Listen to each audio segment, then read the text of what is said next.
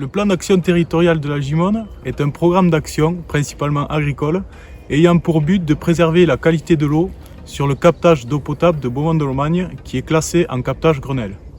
Ce plan d'action a débuté en 2016 pour une durée de 5 ans et avait pour objectif d'assurer la compatibilité entre les résultats technico-économiques des exploitations agricoles et la préservation durable de la qualité de l'eau.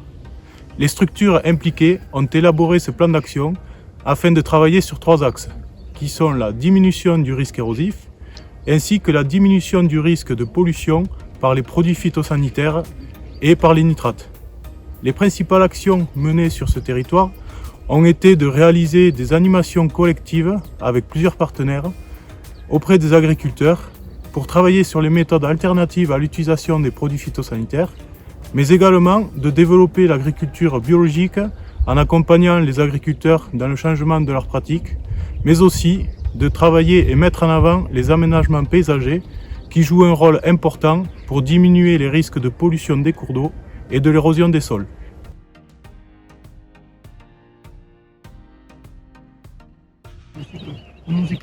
Les diagnostics d'exploitation du PAT prenaient en compte limitation des phytos, gestion du sol, limitation de l'érosion et préservation des prairies inondables.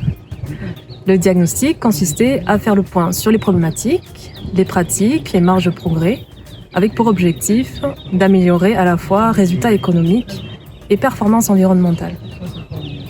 Le conseiller apporte un regard extérieur à l'agriculteur pour l'aider dans sa réflexion et lui apporter des solutions, pour adapter ses pratiques et aménager ses parcelles. Dans ce but, le PAT a mobilisé les structures spécialisées du territoire, les conseillers agricoles et les opérateurs de l'arbre, de la rivière et des zones tampons. Aujourd'hui, nous sommes présents sur l'exploitation de Cyril Dufaux qui va nous présenter ses pratiques qu'il met en place sur son exploitation.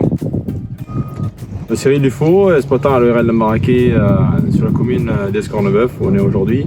Une exploitation de 140 hectares en polyculture avec un peu d'irrigation. Le projet de plantation de haies qui est présent ici et suite à une réflexion qu'on a eue avec le diagnostic érosion. Suite à l'incorporation des couverts dans ma rotation, je me suis rendu compte de l'efficacité de cette pratique pour la lutte contre l'érosion. Dans certaines parcelles qui n'étaient pas adaptées, on a dû pousser jusqu'à la plantation de haies pour vraiment réduire ce phénomène. La réflexion date d'il y a une dizaine d'années quand on a fait un diagnostic d'exploitation, on s'est remis en question sur nos pratiques. Tout ce qui est ferti, phyto a été analysé. On a vu qu'on avait un gain qui n'était pas notable dans la réduction du travail du sol, incorporation des couverts, la réduction de phyto. Tout ça par le biais du réseau défi aussi qu'on a travaillé ensemble pour en arriver là. Et actuellement, voilà, on a tout notre sol interculture longue qui est couverte. Actuellement, on est en train de faire ce projet de plantation de haies sur 250 mètres qui va réduire une grosse partie d'érosion sur cette parcelle qui fait 15 hectares. L'exploitation est partagée dans son intégralité par la Marcaou, un affluent de la Gimone, qui sépare l'exploitation sur 2 km. On est propriétaire, enfin on est exploitant de chaque côté des 2 rives.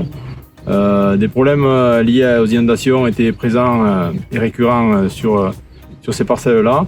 Pour y remédier, on a par le biais d'ADASEA, on a eu des conseils sur les prairies humides. On a opté pour la MAE ces prairies humides.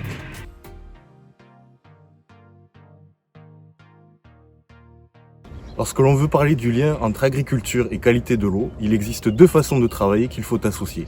La première, c'est de réduire les intrants, soit en améliorant leur efficience, soit en les substituant ou en limitant leur recours quand c'est possible. C'est ce que l'on travaille notamment dans les groupes défis fermes. La deuxième façon, c'est de réduire les transferts de la parcelle vers les autres compartiments de l'environnement, en travaillant par exemple sur l'érosion.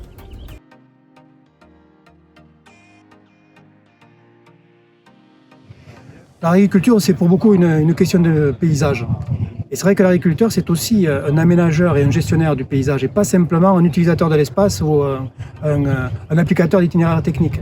Il a beaucoup de choses en gestion et beaucoup de moyens pour intervenir sur son paysage et le modifier. Modifier le parcellaire, créer de la végétation, gérer des bordures, mettre de l'herbe, mettre du ligneux. Et il y a plusieurs façons pour le faire.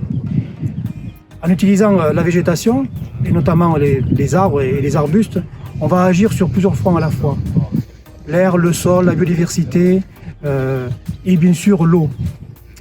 Et c'est vrai qu'il y a plusieurs façons d'installer des ligneux sur une exploitation et dans les territoires en général, notamment en plantant, comme ce qu'on vient de faire de manière artificielle quand on n'a pas tout à fait le choix, mais il y a déjà beaucoup de choses à gérer, l'existant. C'est déjà en place et ça marche tout seul. Et puis aussi de pouvoir laisser se régénérer des milieux. Il y a beaucoup d'espace dans l'agrosystème qui le permettent, en bordure, dans des délaissés, où effectivement ces végétaux-là vont avoir un rôle sur tous les fronts dont on vient de parler.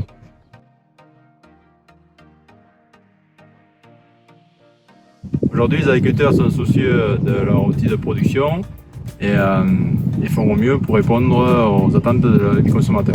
Ce plan d'action territorial a permis aux autres acteurs de ce territoire à prendre conscience de ces enjeux et de les intégrer dans leur programme d'action.